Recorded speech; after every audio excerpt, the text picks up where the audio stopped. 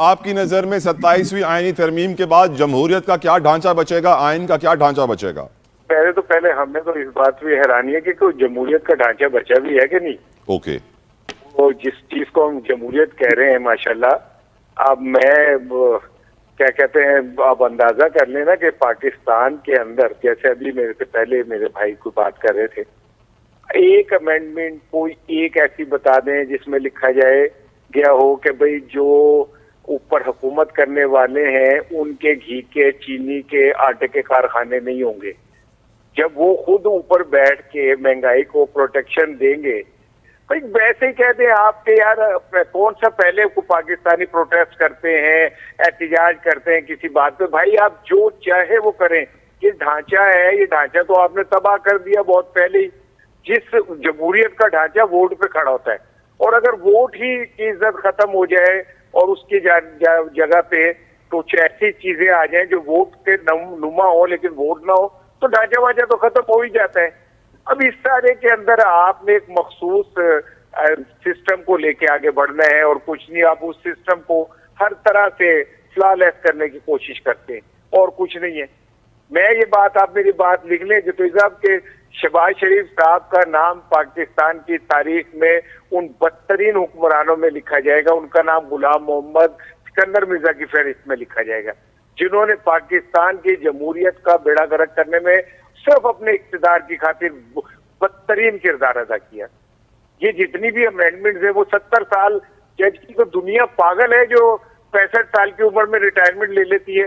Scientist पागल है जो वो कहते हैं कि इसके बाद इंसान को जो है आप थोड़ा सा रिलैक्स कर दें, उसमें वो फैसले की कुव्वत कम हो जाती है। तो यह जीव दुनिया की, हम तो, मुझे तो ऐसा लग रहा है जैसे कि ना उल्टा हमने गंगा बहानी शुरू कर दी है, जिससे निजाम दुनिया में खत्म हो गया है, हम फिर बहाल करने जा रहे हैं।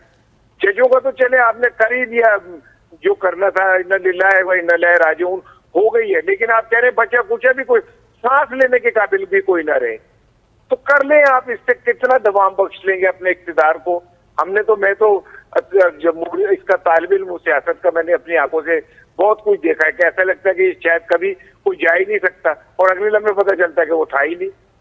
आप इस तरह के इकदाम से जमहूरियत को, खैर वो है ही कोई नहीं, जो बची कुछ ही साहब क्या नाम है बेवा है, उसको आप बिल्कुल ही तबाह करना चाह रहे हैं, तो करते रहे, क्या किया जा सकता है। बिल्कुल ठीक। हम छोटे थे तो टेलीविजन पे हमारी दो की एडें चलती थी, चाबी की एडें चलती थी, बताया जाता था कि पॉपुलेशन को कंट्रोल करना कितना जरूरी है किसी भी मुल्क की तरक्की के लिए। लेकिन आज हम देखते हैं कि हुक्मरानों की, हुकूमत की आबादी का कोई कंसर्न ही नहीं है। आबादी बड़ी स्पीड से बढ़ रही है, जब भी हुकूमत गिनती है आबादी कम नजर आती है। माहिरीन ये कहते हैं कि आबादी इसलिए कम नजर आती है कि अगर आबादी बढ़ गई तो फिर MNA MPs की सीटें बढ़ जाएंगी, पॉलिटिकल पार्टीज की मोनोपोली खत्म हो जाएगी और सियासी निजाम में तब्दीली आ जाएगी। जो ताकतवर हल्के नहीं चाहते हैं, इसलिए आबादी को बढ़ने नहीं देना है। कराची जो यहां के रहने वालों के मुताबिक 3 करोड़ का शहर है, हुक्मरानों के मुताबिक ये 1.5 करोड़ का शहर है। आबादियां कम हो रही है, हम देख रहे हैं आबादी बढ़ रही है, और ये international data, reports, research, technology ये साबित कर रही है कि मुल्क की आबादी बढ़ रही है और हमारे सरकारी आदोशुमार कम है। लेकिन सैडली पाकिस्तान की इस वक्त ये कंसर्न नहीं है, इवन दो कि पॉपुलेशन का हाल ये है कि आप गांव देहातों में जाएं तो हर घर के अंदर 20-20 बच्चे होते हैं। उनकी नजर में बच्चे होंगे तो उनके पास एक फैक्टर ऑफ प्रोडक्शन लेबर होगा जिसको वो ज़राअत में और दूसरे तरीके से पैसे कमाने के लिए इस्तेमाल करेंगे। Very sad situation. पॉपुलेशन के ऊपर बात करेंगे मैं सबसे पहले ज़मीर हैदर साहब आपसे, आपकी नज़र में आज हमारे हुक्मरानों के लिए आबादी कोई टेंशन की वजह नहीं है, इवन दो कि अब हम देख रहे हैं कि 27वीं तरमीम में जिक्र कर दिया है बिलावल साहब ने कि आबादी का भी एक शोबा है जो वापस जाने को है विफाक को। क्या वजह है कि हम इतने इंपॉर्टेंट इशू को भुला बैठे हैं ज़मीर साहब? बड़े अफसोस की बात है तला, आई अंडरस्टैंड, लेकिन बात बड़ी सिंपल सी है कि लोगों को रियलाइजेशन नहीं है कि this is a bomb, population bomb, and it is ticking and it can blast at any time. आपको ये समझ नहीं आ रही है कि, और दूसरा प्रॉब्लम ये है कि आपकी प्लानिंग हो ही नहीं सकती है। आपको अपने एग्जैक्ट पॉपुलेशन नंबर नहीं मालूम, आप क्या प्लान करेंगे, और ना ही आप विजनरी हो सकते हैं। आपने क्योंकि पिछले कोई 15-20 साल से तो पता नहीं वो क्या आप मतलब एक जो बना दिया गया, टैबू बना दिया गया कि जनाब आपने ये कैंपेन नहीं चलनी, वरना जब स्टेट टीवी था तो उस पर कैंपेन चलती थी, उसके बाद भी चलती थी। लेकिन अब एक जमाना हो गया कि हमने कोई कैंपेन्स नहीं चलती देखी पॉपुलेशन कंट्रोल के हवाले से। एक मिनिस्ट्री है, उस पर पता नहीं कितने पैसे खर्च होते हैं, लेकिन एंड रिजल्ट ये किसी को नहीं मालूम। आपको बेसिकली ये इसका सबसे ज्यादा डायरेक्टली ताल्लुक जो है वो लिटरेसी से है।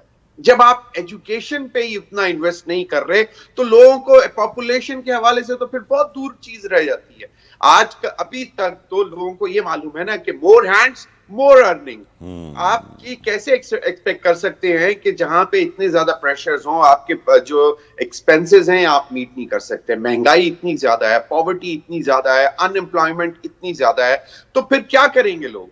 लोग तो यही करेंगे ना कि जी बेसिकली, और पर कैपिटा इनकम इतनी कम है कि वो फिर उसको मल्टीप्लाई करने के लिए बच्चा ही पैदा करेंगे ना, कि भाई चलो एक बच्चा और सही तो वो 2 हाथ और कमाएगा तो और बेहतरी आएगी। बेसिक आइडियोलॉजी का टकराव होता है कि जी आप एक इस्लामी जमहूरी मुल्क हैं, आपके मुल्क के अंदर जो है ये क्योंकि अल्लाह की देन है, इसलिए आपने इस किस्म की एडवर्टाइजमेंट्स, इस किस्म की कैंपेन्स जो है वो मीडिया पे नहीं चलानी। और आपको मालूम है कि एक बहुत स्ट्रॉन्ग ज़िया-उल हक के टाइम से इसके ऊपर सबसे ज्यादा सख्तियां शुरू हो गई थी, क्योंकि उस वक्त जो मुल्ला का कल्चर था उसने कहा कि जी ये तो बिद्दत है और ये गुनाह है और ये इस तरह नहीं कह सकते, नहीं बताना, तो वहां से ये शुरू हुआ है। लेकिन आज तक हम देख, और मैं समझता था कि परवेज मुशर्रफ के दौर में शायद इन चीजों से लोग मतलब जो हुकूमतें हैं वो डरना खत्म करेंगी और इसके ऊपर कुछ काम करेंगी। The thing is that तला कि आप कुछ भी ठीक नहीं कर सकते अपने मुल्क में जब तक आपके पास एग्जैक्ट पॉपुलेशन का नंबर नहीं है। True.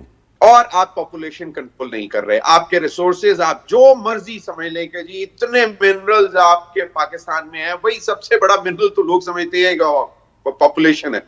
आप उसको रोकेंगे तो दूसरी मिनरल का कोई फायदा उठाएंगे ना। आपको फिर आपने इंट्रो में एक बात की थी कि जी सैटेलाइट इमेजेस की वजह से जो डाटा आ रहा है वो ये है कि 88% इज अर्बन पॉपुलेशन।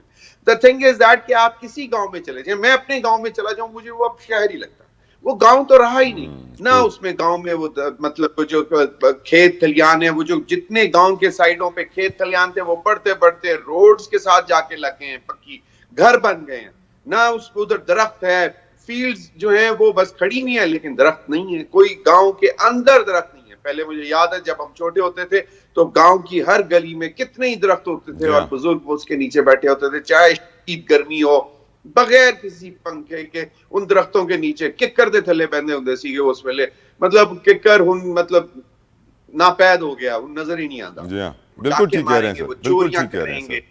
और उसकी एग्जांपल चाइना है। चाइना की सबसे ज्यादा आबादी है दुनिया में और उन्होंने ऐसी लेबर फोर्स ट्रेन की है अपनी कि वो इंजीनियरिंग हो, आर्किटेक्ट्स हो, डॉक्टर्स हो, तैयार है उनकी लेबर फोर्स और पूरी दुनिया में फैली हुई है। पॉपुलेशन कंट्रोल किया पहले उन्होंने पॉपुलेशन किया, उन्होंने इतने सख्त वो चेक्स लगा दिए थे कि अगर एक बच्चे से ज्यादा होता तो उसका फाइन होता था। जी हाँ सर, जी हाँ सर, अल्लाह करे वो दिन हमारे यहाँ भी आए। गुफ्तगू आगे बढ़ाते हैं जमीर साहब आपकी इजाजत से। कुरैशी साहब आप बताइए, आबादी कहाँ गई, चाबी कहाँ गई, हम दो हमारे दो, और क्यों सूबों से ये वफाक को वापस मुंतकिल हो रहा है आपकी नजर में? जतोई साहब, ये जो पॉपुलेशन का मामला है ना, ये बहुत खौफनाक मामला है। ये एक बॉम्ब है हमारे लिए जो किसी भी वक्त फट सकता है। लेकिन आप ये देखिए कि हुक्मरानों की तवज्जो इस अहम मसले की तरफ है। नहीं साहब, आपकी आवाज में डिस्टर्बेंस है। I will come back to you. हम तो इसको सही करते हैं आवाज को, और मैं इसार राना साहब आपकी तरफ आ रहे पूछना चाहता हूं